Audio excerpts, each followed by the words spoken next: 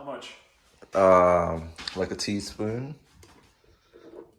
No, actually a tablespoon. Do that You want to do? You want? for dramatic effects. That's all right. That's all right. Tablespoon. All right. A tablespoon. This looks like fucking tar. What the hell? I was thinking of something else, but Yeah. What were you thinking of? Oh shit! Yeah. All right.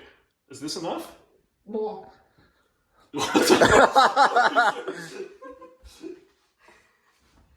There's a piece on the table. Oh. Oh this is no. Vegemite. All right. Let's. Alright, here we go. All right. The real, authentic Australian experience. Yeah, Aussie. All right. Let's go.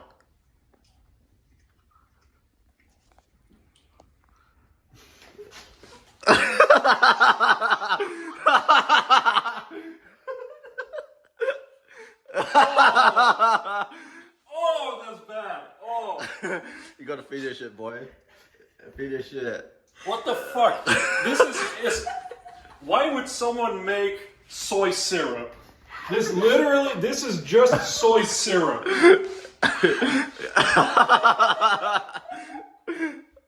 Well done. You're now an Australian. Take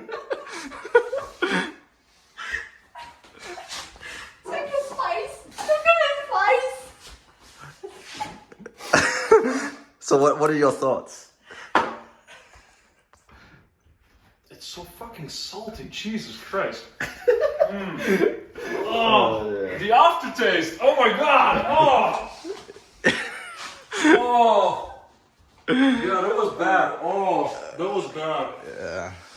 What the fuck? Now, there are many books and movies that I find myself gravitating towards. Books with heavy themes dealing with death, religions, and the meaninglessness of life. I don't know why, but I find myself so intrigued by such mediums, and I find myself rereading or rewatching these sorts of movies or books times and times again. One of which is the book called Crimes and Punishments, written by Dostoevsky, a Russian author in the 19th century. Now, funnily enough, this book was not recommended to me. It was recommended that I do not pick up such books. And it's a comment made in passing by my father at the time in which I was at the lowest point of my life. I had just failed my second suicide attempt and was admitted to the mental hospital. And my dad was visiting me from Vietnam, and he sat across from me and he looked at me and he said, "Son, when I was your age, I also wrestled with the same ideas I heard from the doctor."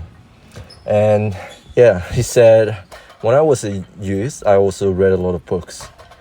And I read a lot of philosophy books, a lot of religious books, in order to find out the answer to this question of what is the meaning of my life? Why do I keep suffering? And why do I have to keep living life and struggling as if it is something that is noble and meaningful? And he said he read many books similar to this book. And he found himself, especially with this book, relating to the main character, the protagonist, who is a criminal. And he killed an old pawnbroker in order to steal her money because of this grandeur idea that he is the superior man, someone who is distinct from all of these ordinary people. Now, if you know anything about 19th century Russia, that's when the revolution happened and when communism was on the rise and eventually became the main force occupying Russia at the time. Also around that time, all of these radical ideologies also became popular, such as nihilism. Friedrich Nietzsche at the time was also a prominent figure, and he said this famous quote, "God is dead and we have killed him," basically meaning that people have became aware of this idea that, hey, maybe there's no God and we have to choose our own meaning in life, you know? Now, Dostoevsky and Nietzsche are actually very different in how they view things. But essentially, my dad said when he read this book, he felt like he was being sucked in. And when confronted with these heavy topics, he went down a deep, dark rabbit hole of existentialism, wondering what is the meaning of life. Because, yeah, when religious institutions no longer have the power to give the commandments to the people in how they should live their life, people are left to their own devices. They're left to choose their own destiny, to choose their own meaning, to assign an arbitrary meaning to their life. And they can do whatever they want to do because there's no universal code of conduct. There's no moral judge anymore. And so essentially anything you do is up to you.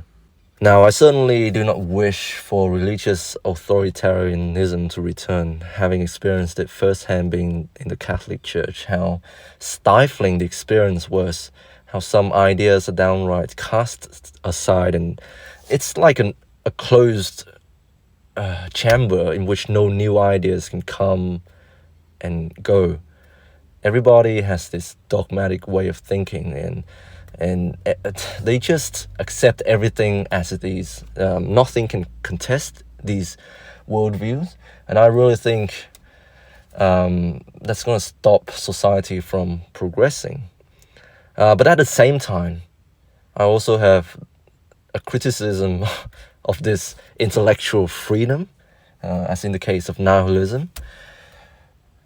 People say that you're free to do whatever you want. But in that freedom, you can't really choose. And so you become enslaved instead. You become paralyzed.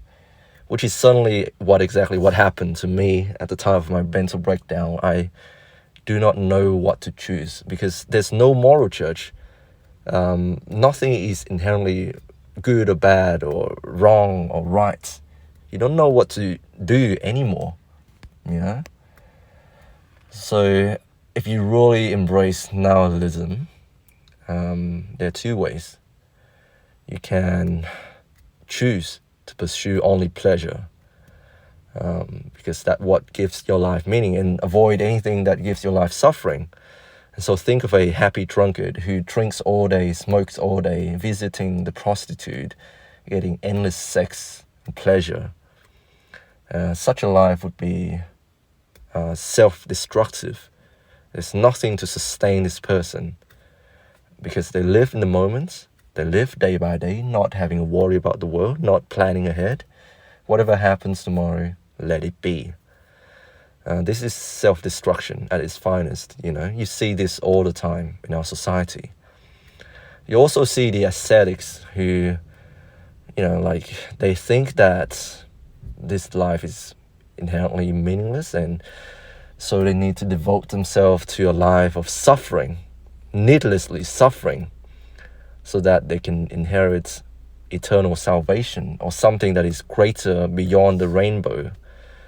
And I do have criticisms of both types of people. What they are doing is detaching themselves from reality. And reading this book, I realized the greatest punishment that the main character experienced was not at the hand of the authority. When he went to jail in Siberia, 6 long years or something, it was during the time that he was being a fugitive, running away from the authority and not confessing to his crime. Like, he experienced the most torture because he was detached from humanity. He was detached from reality, thinking of himself as this superior man, distinct from the rest of the pack, who has his own free will, who can will his way to power, who can choose his own destiny and be his own person with his own purpose. That's all fine and well, you know, but I'm not really criticizing abstract thinking here. I think abstract thinking has brought us many things. Space, traveling, science, physics, yeah, all of these great things. Mathematics, All of these things require abstract thinking. But when you pursue abstract thinking at the expense of living in moments, experiencing what is right here, right now, and when you're philosophizing everything and thinking of yourself as belonging to something that is greater than life, it can be a trap, it can be a trap. Let's face it, the reality is that religion no longer has the power it used to have on our lives anymore. And that means that people are really free to choose whatever it is that they want to do with their lives, how they treat each other, how they want to conduct themselves. You really do have such freedom.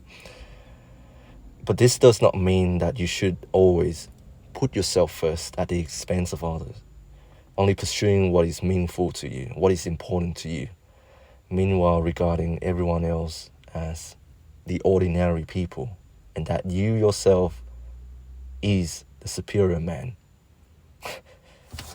Because as you can see, only pursuing what is pleasurable to you can be destructive. Only pursuing what is meaningful to you at the expense of others can be downright evil.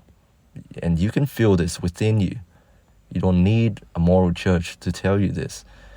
Such detachment from humanity is a punishment in itself.